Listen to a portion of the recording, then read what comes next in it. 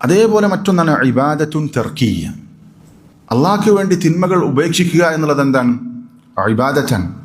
തിന്മകൾ ഉപേക്ഷിക്കുന്നത് ആളുകൾ 3 തരത്തിലാണ്.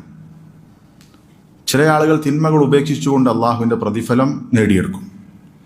ചില ആളുകൾ തിന്മകൾ ഉപേക്ഷിച്ചുകൊണ്ട് അള്ളാഹുവിൻ്റെ കുറ്റം, ശിക്ഷ നേടിയെടുക്കും.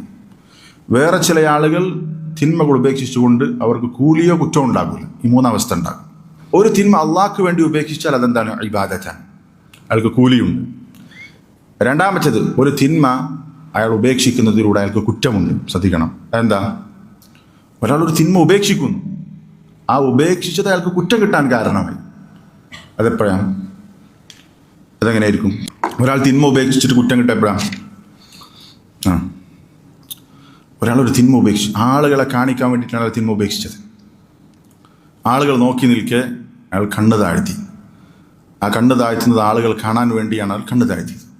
ആ തിന്മ ഉപേക്ഷിച്ച ആളുകൾക്ക് വേണ്ടിയിട്ടാണ്. ആളുകൾ കാണുന്നുണ്ട്, ആളുകൾ കാണാൻ വേണ്ടിയാണ് അയാൾ തിന്മ ഉപേക്ഷിച്ചത്. റിയാ, തിന്മ ഉപേക്ഷിക്കുന്നത് റിയാ വന്നു. അതെന്താണ്? ആ തിന്മ ഉപേക്ഷിക്കുന്നതിലൂടെ അയാൾക്ക് എന്താ കിട്ടിയത്? കുറ്റമാണ് കിട്ടിയത്. മൂന്നാമത്തേതുണ്ട്, ഒരാൾ തിന്മ ഉപേക്ഷിക്കുന്നു, പക്ഷെ അയാൾക്ക് കുറ്റമില്ല, കൂലിയില്ല.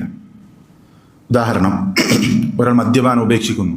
അതിനുള്ള കാരണം അള്ളാഹു വിലക്കിയത് കൊണ്ട് എന്നല്ല, മറിച്ച് ആരോഗ്യത്തിനത് കേടാണ്. ഒരാൾ വ്യഭിചരിക്കുന്നില്ല, അയാൾ കാരണം പറയുന്നത് അള്ളാഹു വിലക്കിയത് കൊണ്ട് എന്നല്ല, മറിച്ച് ലൈംഗിക അസുഖങ്ങൾ ഉണ്ടാകും എന്ന് പേടിച്ചിട്ട് അയാൾ എന്ത് ചെയ്തു? വ്യഭിചാരം ഉപേക്ഷിച്ചു.